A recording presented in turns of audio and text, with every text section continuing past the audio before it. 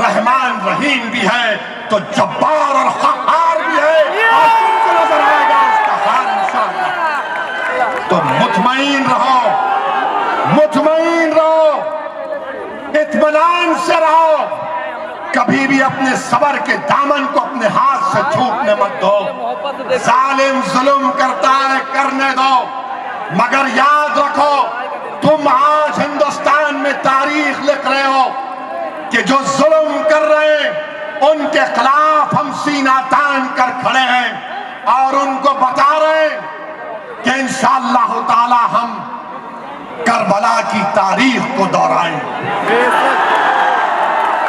हम करबला की तारीख को दोहराएंगे।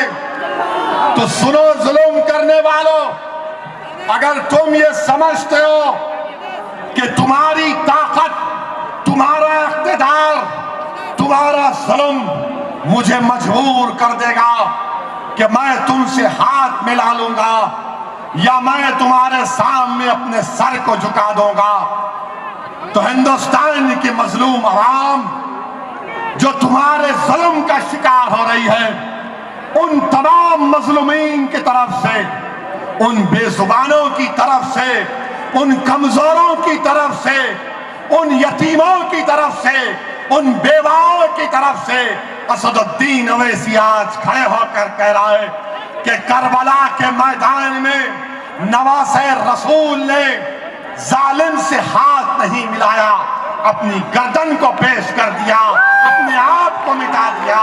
तो हम भी वही कुर्बानी को दोहराएंगे। और जो लोग कहते हैं हाथ मिला लो, अरे इमाम हुसैन की शहादत याद रखो, इमाम हुसैन की शहादत को याद रखो। जब करबला में इमाम हुसैन का जिस्म मुबारक मिला तो कुदरत ने अल्लाह के हुक्म पर, क्योंकि यजीद पर आकर तकलीफ भी हुई कि झारखंड में इतनी बड़ी तादाद में मुस्लिम अक़लियत रहते हैं, ईसाई रहते हैं, और उनके लिए एक डिपार्टमेंट बना दिया गया जिसमें हमारे दलित भाई, बैकवर्ड क्लास और माइनॉरिटीज को रखा गया और सिर्फ 100 करोड़ रुपए दिए गए। कितनी आबादी है झारखंड में मुसलमानों की? बोलो 50 लाख। बोलो 50 लाख। तुमको मालूम तुम्हारी ताकत क्या तादाद है? 50 करोड़। इतनी खामोशी क्यों है? 3 करोड़। जोर से बोलो। 3 करोड़।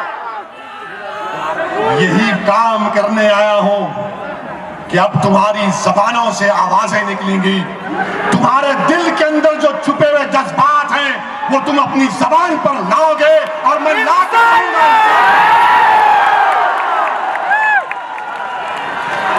मेरे भाई, जिस रियासत से मैं आता हूं तेलंगाना, तेलंगाना में अक़लियतों के लिए वहां की टीआरएस की सरकार, वहां के चीफ मिनिस्टर के चंद्रशेखर राव कितना देते हैं माइनॉरिटीज को? मैं आपको बोलने के लिए आया हूं, ये बात आपके दिल में समझाने के लिए आया हूं कि तेलंगाना में अक़लियतों को, जिसमें ईसाई, मुसलमान, हमारे जैन भाई, सिख भाई, 1200 करोड़ रुपये सालाना बजट, 1200 करोड़, और आपके पास सिर्फ 100 करोड़ रुपये। पैसा आपका, सब चीज आपका, और राज इनका। कब तक चलेगा ये? कब तक चलेगा ये? जब नहीं चलना चाहिए, नहीं चलेगा के नारे तुम लगा रहे हो, तो मुत्तहिद हो जाओ, एक सियासी प्लेटफॉर्म पर आ जाओ और याद रखो हम देवबंदी भी हो सकते हैं, हम टनटनाटन बरेलवी भी हो सकते हैं, हम सलफी भी हो सकते हैं, हम शिया भी हो सकते हैं। मगर मैं तुमको अब जो बात कह रहा हूं, अगर तुमको बुरा लगे तो अपना भाई समझकर माफ कर देना। अगर तुम मुझे अपना भाई नहीं समझते तो ये समझना कि एक दीवाना आया था, पागलपन की गुफ्तगू करके चला गया। मैं तुमसे कह रहा हूं, जब अलीमुद्दीन अंसारी को मारा गया, जब तबरेज को मारा गया और जब तबरेज को रात भर मारते रहे, जब अलीमुद्दीन अंसारी को रुबीज सड़क पर मार रहे थे, तो क्या किसी ने उससे पूछा कि बता तबरेज, बता अलीम कि तू देवबंदी है या बरेलवी? जब तबरेज ने कहा, जब तक तबरेज कह रहा था कि मेरा नाम सोनू है, तो जालिम खामोश था। जब जालिम को मालूम हुआ, जब कातिल को मालूम हुआ, जब चंगेज खान की औलाद को मालूम हुआ, जब हिंदुत्व की आइडियोलॉजी को मानने वालों को मालूम हुआ कि इसका नाम सोनू नहीं तबरेज है, तो उन्होंने उसको और मारा, इतना मारा कि उसके सर की खोपड़ी में फ्रैक्चर आ गया। अब तुम इसके बाद भी अगर तुम इसी झगड़ों में रहोगे, रहो, खूब फखर से रहो, देवबंदी बनकर रहो, बरेलवी बनकर रहो, सूफी बनकर रहो, सलफी बनकर रहो, शिया बनकर रहो, मगर याद रखो इंसान भी कभी बन जाओ, इंसान बनो। और जो लोग तबरेज को मार रहे थे, मैं मारने वालों से मेरी शिकायत नहीं है। जो लोग तबरेज को रात भर मारे, मेरी उनसे शिकायत नहीं है। मुझे गिला तो उन लोगों से है जो तबरेज का दर्दनाक वीडियो देखकर भी जो एहतजाज करने नहीं आए। जो लोग आज सेकुलरिज्म की बात करते हैं, जो हिंदुस्तान के कंपोजिट कल्चर की बात करते हैं, मेरी आपसे शिकायत है, कहां गए आपके वो आवाजें, कहां गए आपका वो एहतजाज? क्या आज आप हमको अकेला छोड़ देंगे? नहीं, ये शिकायत तुमसे नहीं है, ये शिकायत उन लोगों से है जो हमको कहते हैं कि मुसलमानों तुम फिरका परस्त मत बनो। मेरी शिकायत उन लोगों से है जो कहते हैं कि असदुद्दीन ओवैसी की तकारीर को मत सुनो क्योंकि वो अपनी जबान से जहर उगलता है। मैं गंदा आदमी हूं, मैं खराब हूं, मैं कुछ भी हूं, मगर आप अगर अच्छे हैं तो कहां गए आपकी इंसानियत? कहां गए आपकी इंसानियत?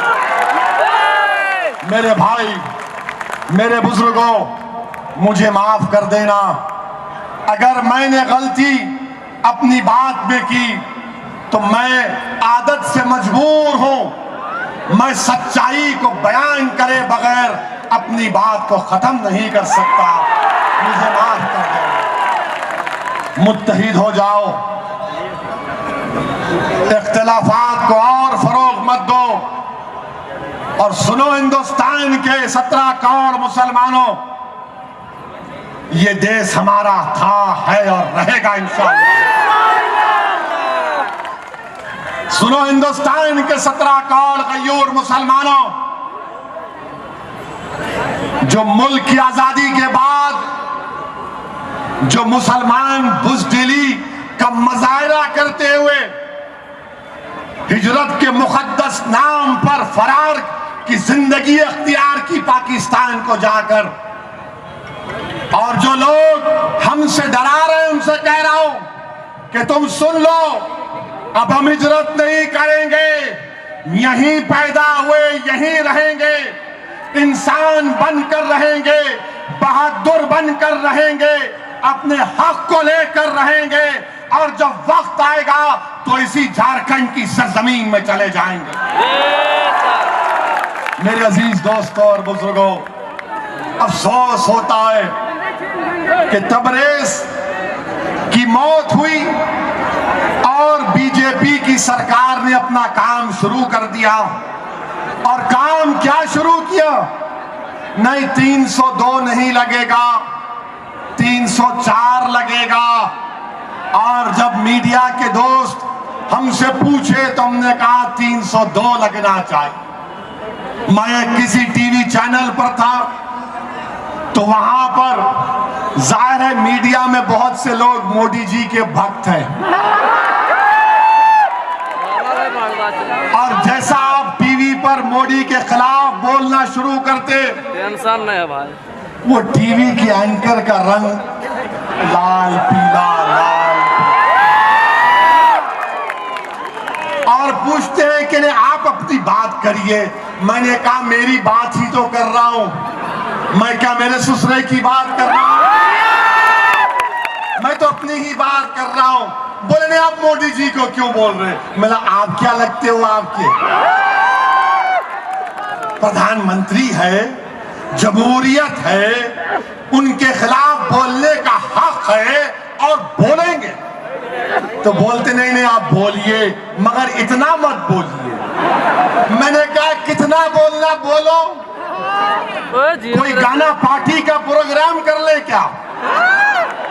कोई हारमोनियम और तबलची को बिठाकर खव्वाली गाएं क्या? अब बहुत हो गया, 50 साल तुम्हारे सामने वो लोग जो हमारे ही दरमियान से उठकर तुम्हारी चमचागिरी करते थे, कभी कांग्रेस की बरसों बरस की, तो अब जाकर आरएसएस और बीजेपी से हाथ मिलाने की बात कर रहे हैं। अब हम संविधान को देखकर, संविधान को सामने रखकर अपनी बात को करेंगे। मेरी आठवीं बात मेरे भाई ये है कि आज आप जानते हैं कि हर तरह से माशी तौर पर, इकोनॉमिक तौर पर हिंदुस्तान के वजीर आजम 2014 से जब से प्रधान